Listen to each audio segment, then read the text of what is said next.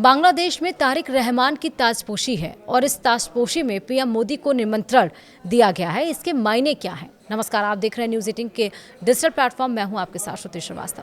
बांग्लादेश चुनाव में Bangladesh nationalist party यानी कि बीएनपी को बहुमत मिला है और बीएनपी के चेयरमैन और पूर्व प्रधानमंत्री खालिदा जिया के बेटे तारिक रहमान मंगलवार को प्रधानमंत्री पद की शपथ लेंगे।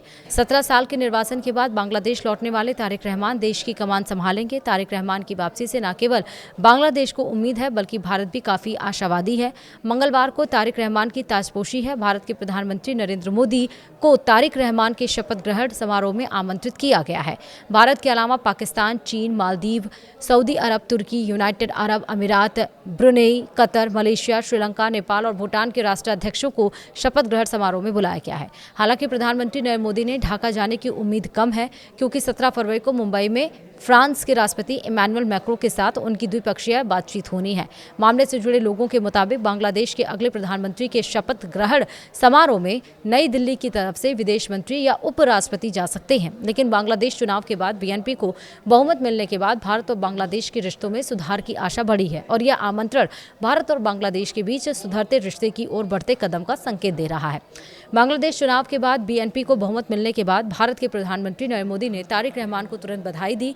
कई तरह के रिश्तों, प्रजातांत्रिक तरक्की और साझा विकास लक्ष्यों की उम्मीद जताई। रहमान ने आपसी सम्मान, तीस्ता पानी के बंटवारे, आतंकवाद के खिलाफ सहयोग और हिंदू अल्पसंख्यकों की सुरक्षा जैसी मुश्किल मुद्दों को सुलझाने की इच्छा का संकेत दिया। वहीं शेख हसीना की सरकार गिरने के बाद एक तरफ बांग्लादेश में अल्पसंख्यकों पर अत्याचार बढ़े हैं तो दूसरी तरफ भारत के साथ देश के रिश्ते भी खराब हुए हैं। हालांकि बांग्लादेश के पूर्व प्रधानमंत्री खालिदा जिया के निधन के बाद भारतीय विदेश मंत्री एस जयशंकर उनके अंतिम संस्कार में शामिल हुए थे और प्रधानमंत्री नरेंद्र मोदी ने तारिक रहमान को संदेश भेजा था।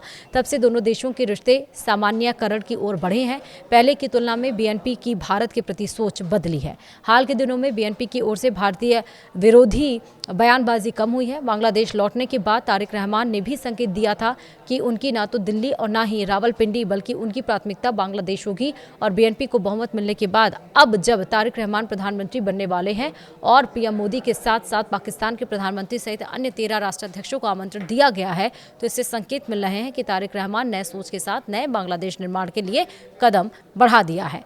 हालांकि दोनों देशों के रिश्तों को सुधारने को लेकर कई चुनौतियां भी हैं। आपसी शक और सोच विचार की रुकावटें गहरी हैं। दोनों देशों के बीच रिश्ते सुधारने के लिए यह जरूरी है कि दोनों देशों के बीच पहले विश्वास पैदा हो और इससे पहले भारत के विदेश मंत्री की ढाका यात्रा इसी की कड़ी थी और अब तारिक रहमान के शपथ समारोह में पीएम मोदी को आमंत्रित किया जाना बीएनपी द्वारा रिश्तों को सौहार्दपूर्ण बनाए रखने की इच्छा को जताता है।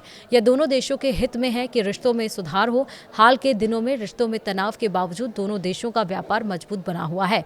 पिछली पाबंदियों के बावजूद वित्तीय वर्ष 2024 से 2025 में भारत और बांग्लादेश के बीच व्यापारिक संबंध मजबूत हुए हैं। लेकिन जमात के नेतृत्व वाला मजबूत विपक्ष और नेशनल सिटीजन्स पार्टी यानी कि एनसीपी भारत द्वारा हसीना को पनाह देने से नाराज बीएनपी पर बड़ी छूट न देने का दबाव डाल सकते हैं। जमात का पाकिस्तान के पक्ष में पुराना झुकाव इस्लामाबाद के साथ द्विपक्षीय रिश्तों पर जोर दे सकता है जिससे भारत की खास असर डालने की पसंद मुश्किल हो सकती है और इसलिए नई दिल्ली को अब बांग्लादेश की स्ट्रैटेजिक ऑटोनॉमी को मानते हुए सिर्फ सत्तारूढ़ दल पर फोकस करने के बजाय सबको साथ लेकर चलना होगा। दूसरी ओर आवामी लीग की सरकार के पतन के बाद से शेख हसीना भारत में शरण ले रखी हैं जिन्हें 2024 की कार्रवाई के दरमियान मानवता के खिलाफ कथित अपराधों के लिए नवंबर 2025 में उनकी गैर मौजूदगी में मौत की सजा सुनाई गई थी। बांग्लादेश की ओर से लगातार उनके प्रत्यार्पण की मांग की जा रही है तो वहीं बीएनपी ने इसे संप्रभुता का मुद्दा और राजनीतिक बदले की भावना का प्रतीक मानते हुए फिर से उनके प्रत्यार्पण की मांग कर सकती है और यह भारत और बांग्लादेश के रिश्तों के बीच एक रुकावट पैदा हो सकती है। लेकिन भारत का तर्क है कि अपराध राजनीतिक है और अपने पिछले सहयोग के कारण नैतिक रूप से बंधा हुआ महसूस करता है। पानी के बंटवारे के विवाद 54 साझा नदियों के बीच मुख्य परेशानी बने हुए हैं। गंगा जैसे कि फरक्का वाटर ट्रीटी 1996 वाला दिसंबर 2026 में खत्म हो रही है।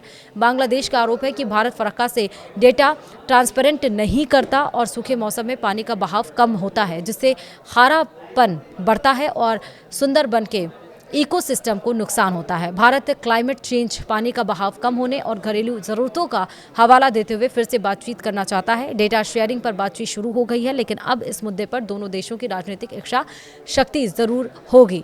हालांकि जब जल बंटवारे के मुद्दे के बहाने दोनों देश अपने हितों के साथ कुछ समझौता कर रिश्तों को सामान्य करने की पहल करने का संकेत दिया है। वीडियो में इतना ही। नमस्कार।